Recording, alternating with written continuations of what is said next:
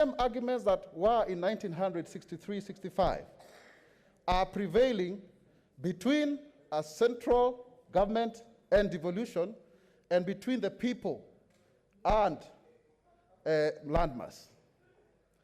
Mr. Speaker, if you refer to the 1965 session of paper number 10 on African socialism and its application in the planning of Kenya, you will clearly see a contestation between a country that wanted to concentrate its resources so as to galvanize the country, and the failure of Majimbo, and the advice that was given to KADU through its lawyer, who was actually hired from Switzerland, where they have cantons that are divided, 7 of them, and which produce a rotating president every year for 7 years. And coming back to this same idea of a session of paper, it is very interesting to note that there was also another session of paper in 2012 that was actually put in place ostensibly, Mr. Speaker, to slow down the horse for the donkey to catch up. And this session of paper, championed by Waziri Muhammad Elmi, is not actually being flagged out as a key determinant of the current second generation formula that actually has caused an illegality and injustice to many Kenyans who deserve to be properly resourced in terms of the monies that are going to counties. And why am I saying so? If you look at the Sakaja Amendment, it seeks to freeze the population of this country to the 2009 census. And Mr. Speaker, I beg to disagree, because we have new data in 2019. And I want to give an example. In the county of Mandera, the 2019 census has demonstrated that the population reduced by 15%, Mr. Speaker. And when you look at that, in the 2009 census, the same population had more males than females within the same variance. And yet, the norm is there are slightly more females than males.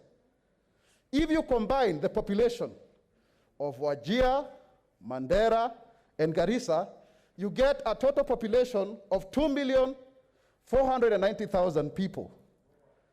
And you compare the same to the population of Kiambu. We have 2,417,735 persons. Now, the cumulative allocation of those 3 counties is a record 25 billion, Mr. Speaker. And yet, the allocation for Kiambu County is 9.4 billion, with actually a wage bill of 8 billion, Mr. Speaker. What's your point of order? Is that really fair? What's your point of order, Senator? A county with the same number of people gets 16 billion. There is a point of intervention from Senator Mazayo. Asante Bwana Spika. Hoja yangu ya nidhamu, hivi sasa tunaongea mambo ya ugavi wa pesa zinazokwenda katika county. Ndugu yangu Mwaura, ambaye namheshimu sana, anasema sasa watu wa Mandera waume ni wengi, wanawake kidogo. Anasema watu wa Mandera maeneo yao ni pakubwa, hawana watu. Yeye aongee vile anavyotaka kupinga ile hoja ya ugavi wa pesa ambao umeletwa na ndugu yetu Sakaja, kuliko kutupeleka katika njia nyingi 2, 3, 4, 5 za kusema wengine wanazaa zaidi, wengine hawazai zaidi. Hasa akisema kwamba watu wa Kiambu wanazaa wanawake wengi, wanaume ni kidogo, inamaanisha nini katika ile hoja yake anatuletea hapa? Nafikiria Bwana Spika, ingekuwa vyema uweze kumwambia atulie katika kile kitengo ambacho anataka kusema, badala ya kusema kwamba wakina mama wa kutoka Mandera ama sehemu zozote atakazotaka kuzitaja, ni makosa sana kuambia kwamba mama zetu hawazai waume, wanazaa wanawake, ama wanazaa waume wengi na wanawake hawazaliwi. Okay, Senator Mwaura, chunga usiende kwa details zingine ambazo zinaweza kuleta taharuki. Mheshimiwa Spika, na niwie radhi lakini lazima niseme ukweli uliopo, kwa sababu kila mama ana uwezo wa kupata mtoto na watu wa Kiambu ni wengi. Kwa hivyo lazima niongee kuhusu takwimu ambazo ni rasmi, sio mambo ya kufikiria, na sidhani Mheshimiwa Spika hiyo ilikuwa hoja ya nidhamu, hiyo ilikuwa kuchanga. Na ninakuomba Mheshimiwa Spika, tafadhali uweze kunikinga kutokana na hoja zisizo za nidhamu za rafiki yangu Mheshimiwa Mazayo. Na Mheshimiwa Spika, niseme pia kuna watu ambao wanafikiri kwamba wao lazima wazungumze, wengine wasizungumze. Nitazungumza. Mheshimiwa Speaker, let me go back. You started in English, so we go back. Yeah, let me proceed. I was just using Kiswahili because we know it also. Mr. Speaker, if you look at the county of Kilifi, there are 1.4 million people with a current allocation of 10 billion against my county of Kiambu with 2.4 million people getting 9 billion. And Mr. Speaker, this is the injustice that we are talking about when it comes to debating about the revenue formula. Mr. Speaker, there has been an argument, Mr. Speaker, that the formula so proposed by the committee on which my good brother, Senator Sakaja wants to amend. What's your point of order? Mr. Speaker, sir, I am baffled by your directives in this House. You've directed that we comply with the Ministry of Health guidelines on this COVID pandemic.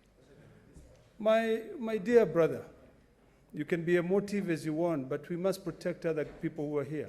When you speak without a mask, you're on the dispatch, which is what our dear colleagues from the other chambers will be using, is putting their life at risk. So, Mr. Speaker, sir, I would really plead with you that we focus, and then we remain relevant on the issues. There's no point of being emotive on this matter. Let's follow the Ministry of Health guidelines, and let's not also point at our colleagues from Kilifi when he just spoke, and then our dear brother goes directly. There's no point of trying to antagonize each other.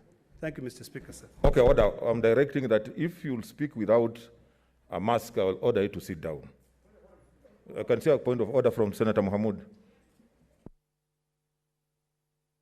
Mr. Speaker, sir, is my good friend, Senator Mwaura, in order to be talking about Kiambu, Kilifi, Mandera, while actually he represents special interest. He does not represent Kiambu. Okay, Senator Mwaura. Thank you very much. Thank you, Mr. Speaker. Mr. Speaker, that is the most frivolous point of statement that has come from my former chairman, because I am in the Kiambu delegation. I am born and bred in Kiambu. I represent the people of Kiambu here. I vote for them many occasions. And even in Kiambu County, Mr. Speaker, there are so many people with disabilities. And so therefore, I will not allow to be pigeonholed because of this debate. Mr. Speaker, let me proceed. Order, senators. Order, senators. Order, senators. I want to ask you that let us debate soberly. Those who watch media saw the Senate being discussed last week about being rowdy and saying we are degenerating. Please, let's not get there. Let us debate soberly. I know this is an emotive matter, but let us maintain our cool. Thank you, Mr. Speaker. Let me proceed. So, as I was saying, it is actually true when you look at the formula proposed by the committee, and that is why somewhere you get Marsabit getting another 800 million, and Mandera getting about 2.3 billion. Senator Kinyua, what's your point of order? Let's observe social distancing, Senator Malala. Senator Cheriot. Asante sana, Bwana Spika. Hoja yangu ya nidhamu ni kusema ya kwamba nimemsikiza ndugu yangu Stewart Mazayo akisema ya kwamba seneta wa Kiambu Mwaura anakosea, lakini anaposema idadi ya watu yeye analinganisha. Anasema idadi analinganisha watu wa Kiambu na watu wa Mandera. Hakuna makosa yoyote anafanya Bwana Spika, kwa sababu huduma inapatiwa mwananchi, binadamu Bwana Spika. Haipatiwi ukubwa wa msitu, haipatiwi ukubwa wa chochote Bwana Spika. Ukweli usemo Bwana Spika, kwa sababu haya maneno Mwaura anasema ukweli na ukweli usemwe Bwana Spika. Kwa sababu Bwana Spika, ni kusema ya kwamba alipokuwa akiongea Mwaura alikuwa akilinganisha na hizi kaunti ziko katika nchi ya Kenya. Spika Mwaura ni senator wa nchi ya Kenya. Ana uhuru wa kusema ikiwa ni kaunti ya Laikipia, kaunti ya Kiambu, na haya maneno yote anasema iko katika idadi vile watu walivyohesabiwa. Ni katika idadi ya vile watu walivyohesabiwa. Ikiwa watu ni wachache, waambiwe ni wachache Bwana Spika. Na ukweli Bwana Spika. Hoja yako ya nidhamu ni gani? Ni hajafanya makosa yoyote kulinganisha Kiambu na Mandera Bwana Spika. Okay. Haya ndio maneno Bwana Spika. Okay, asante. Senator Wario, what's your point of order?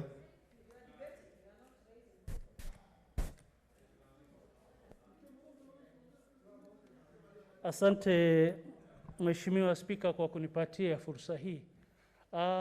Mheshimiwa Spika, nimesimama hapa kideti kama milingoti kuleta hoja ya nidhamu ambayo, na hoja yangu ya nidhamu ninaelekeza kwa rafiki yangu Seneta Mwaura. Seneta Mwaura amelinganisha kaunti ya Garissa, Wajir na kaunti ya Mandera na ile kaunti yeye anatoka, akisema ya kwamba kaunti hizo hazina watu, kwa hivyo rasilimali kidogo iende pande hiyo. Bwana Spika, je, mimi nauliza nyumba, Mwaura yuko katika taratibu gani wakati anasema jimbo hizo zote hazina watu na hazisiende pesa? Na sisi vile tunavyojua, jimbo ya Kiambu kitoka dunia ya Kenya ianze, viongozi wametoka pande hiyo na Kiambu inaendelea kujengwa. Pesa mingi inaenda Kiambu. Na sisi tulileta mambo ya ugatuzi na pesa ya equalization fund ilipelekwa ili kaunti hizi za Mandera, Wajir na Garissa ili ipate kujengwa. Sasa kuna makosa gani watu ya Garissa, watu ya Mandera, watu ya Tana River na upande hiyo? Kwa hivyo hoja yangu ni nidhamu ni ya kwamba hayuko katika utaratibu yoyote, kwa sababu pesa zinaenda kujenga sehemu ambazo hazijawahi kuendelea. Na tunaelewa ya kwamba Kiambu tayari imeendelea. Wacha pesa kidogo iende huko na pesa mingi iende pande ya Garissa. Asante Mheshimiwa Spika. Those I'll be giving, who want to stand on points of order, be careful not to debate. Just a leader of majority.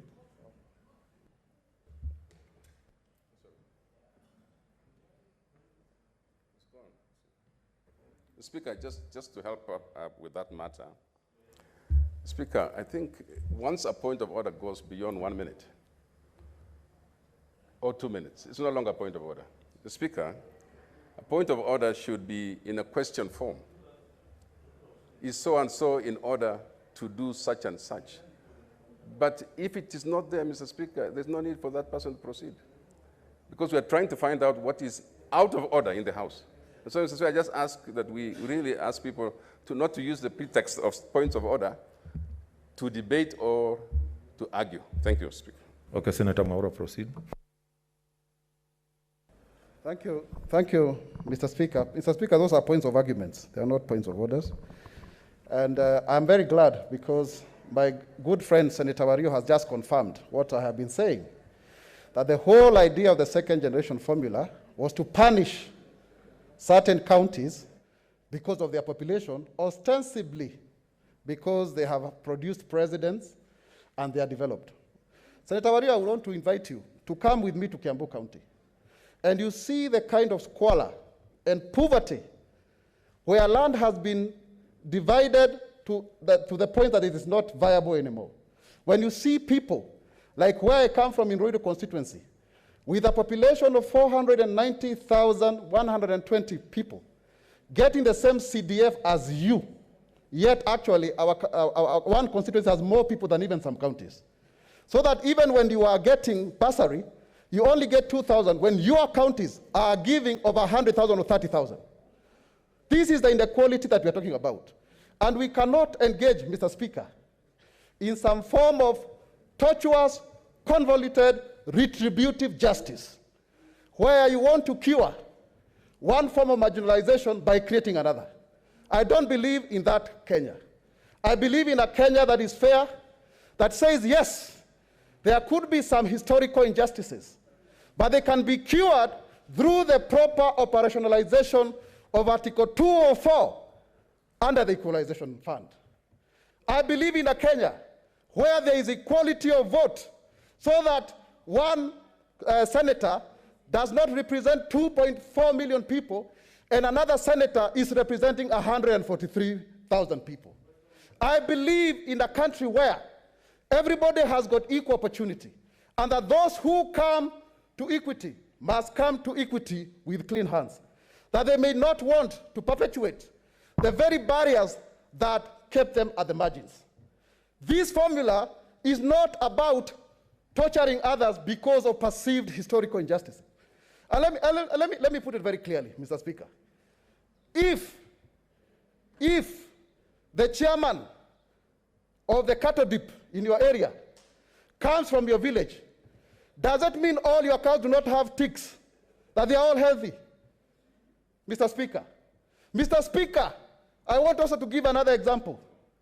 When you share food, do you share food according to the number of people or the size of the dinner plate? I think we share food according to the number of people.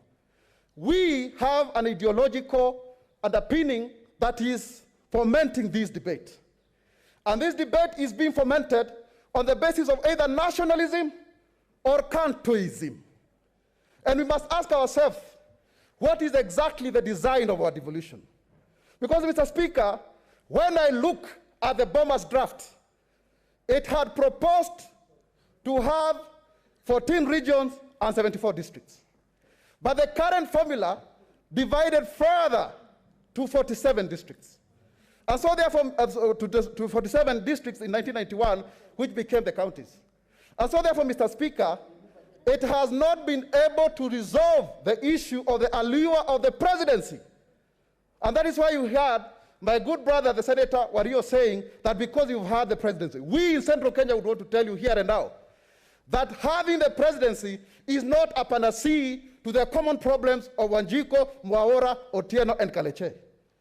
That you still need to have a better Kenya, where equal opportunity is not about a tribe, it's about the population. When you talk about the people of Kiambu, I'm not talking about Kikuyu people. In actual sense, Mr. Speaker, 7 out of 10 people in Kiambu are Kikuyu, yes, Embu Meru, but 3 are not. My neighbor, who died in mysterious circumstances, Cyrus Omondi, was our MCA in Kahawendani. Kalpesh is a MCA, he's an Asian, he's an MCA in Juja. So when we are talking about this formula, I would want us to disabuse the notion that we are giving money to certain tribes. Because even in Turkana, there are Kikuyus. Even in Mombasa, there are Kikuyus. We are talking about one nation on the basis of fairness and equity. But the journey that we have started, Mr. Speaker, we must always remember that no matter how antagonistic we are, this Senate is required to rise above parochial, provincial tendencies because of the nature of politics being local, to come up with a solution that is going to benefit this country. Mr. Speaker, let us just face the truth. If the National Treasury had increased the allocation to about 350 billion, Mr. Speaker, we would not be here. Mr. Speaker, we are here because the governors decided to join hands with their counterparts in the executive, and they refused to stand with us. And the National Assembly was actually used, and my good brother, my senior Senator Mahmoud was there, I was his vice chairman, was used to countermand our demand for more resources that were actually scientific, that were actually rational.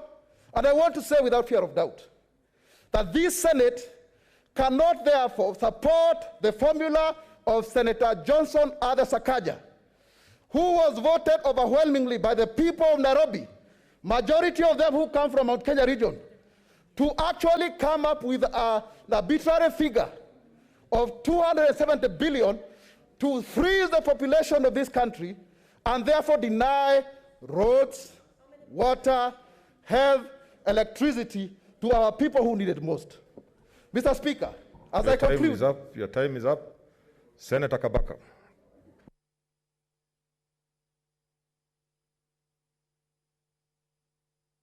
What's your point of order, Senator?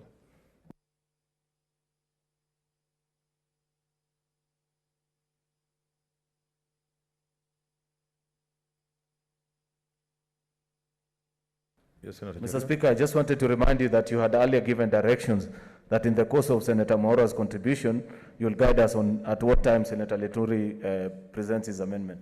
Yeah, I'll still guide. I've not forgotten. I just want people to have a feel of what the Sakaja amendment was.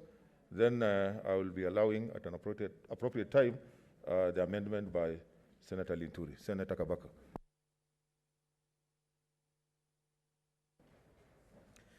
Thank you, Mr. Speaker, for giving me this opportunity also to support Senator Sakaja's statement, amended statement. Mr. Speaker, sir, having said that, you are going to rule maybe after I speak or maybe relative thereafter to Lintuli's amendment, which I've seen, and I won't debate until it is formally introduced. I wish to say that I thank Senator Sakaja, and I pray to God that he protects him as a young man for trying to bring sanity to this country since independence. I don't want to repeat what has been said here, but it's very sad that senators who are entitled to their views and opinion want to mislead the country, that there are certain part of this country which is not needed. We want the government of Kenya this afternoon to come out very clear and loudly to the international communities and tell us which part of Kenya is not needed in Kenya, so that those people can exercise their international law, what we call self-determination. I can see Senator Wako very keen on matters of international law, which is an expert therein. Any Kenyan who is oppressed, or any group of Kenyans or tribes who are oppressed, they have a right to secede. This is not trespassers. These are not the old dark days when anybody who would bring a view to that extent of trying to move like Pwani or Kenya would be threatened with arrest. Those days are gone. I mean, senators, I know we have the role, a global corporate law of visiting our regions. It is the high time that this Senate have a kind of a program where they would visit those bushy, the so-called bushy, sandy, non-productive areas to see the reality on the ground. People have suffered for many years. Mothers, pregnant mothers, and children walking distance to get their daily endowment. I really thank all the senators in this house, especially the lady senators, for having worked so hard, for having gone to school to the level of the leadership they have here. And yet you are competing with a child from Kiambu or Nyeri or those parts which are well endowed with the natural resources. What am I saying? I'm saying I wish it were possible, and this is a question I'm going to put before I rest. I wish it were possible to exchange the population of Kiambu, for example, which gets a lot of money, with the population of Mandera, so that the people, citizens of Kiambu, goes and live for 1 day, not 2 days, in Mandela, where there is no water, there are no infrastructure. In fact, it's a big shame. Some of these counties are overdeveloped. How many times are they going to do roads after roads? Why can't they be Kenyan, patriotic, and bequeath those funds to areas which have no resources of water, infrastructure, and so forth. It is very sad. What's your point of order, Senator Wamatangi?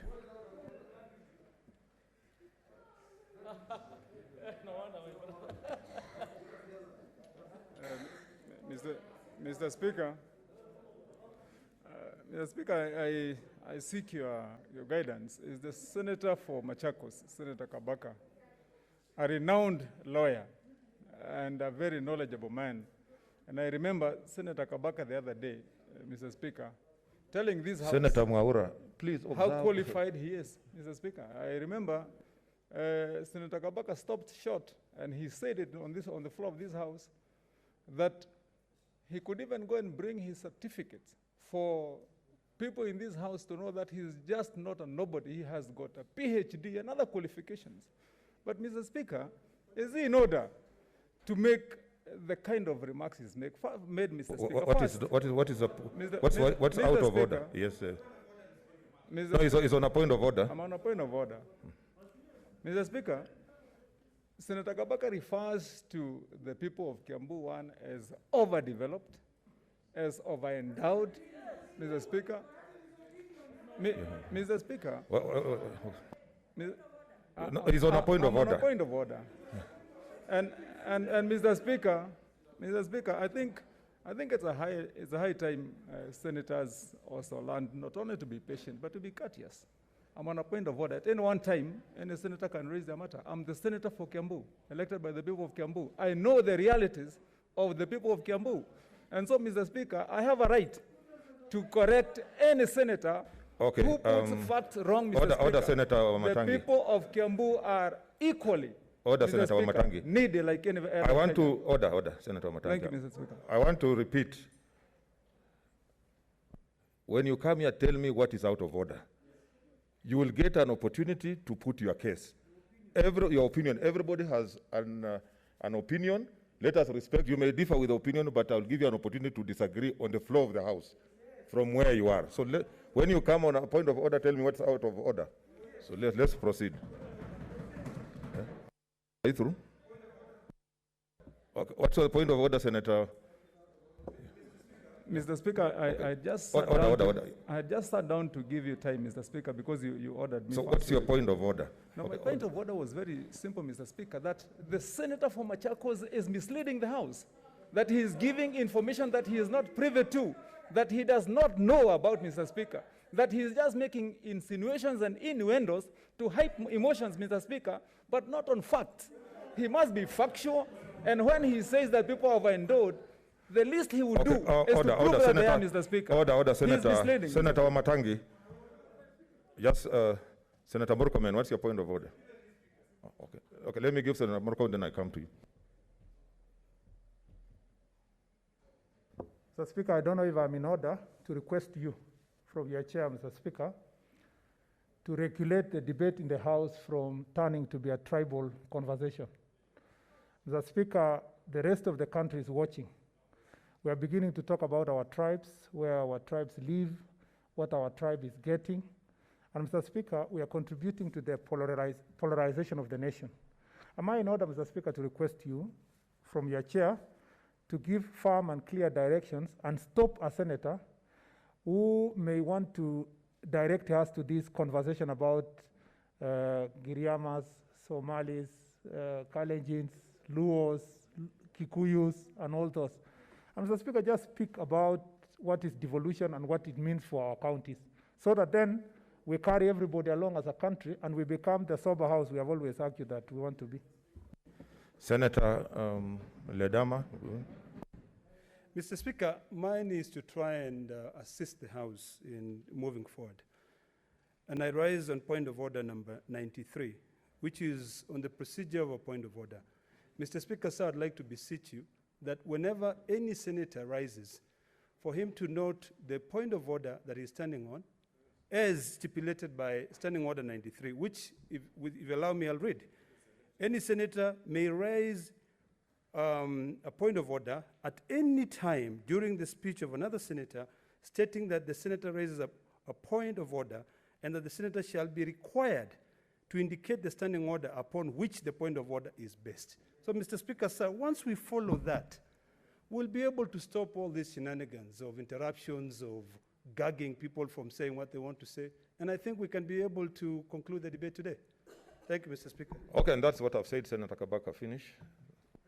Thank you. Let me finish.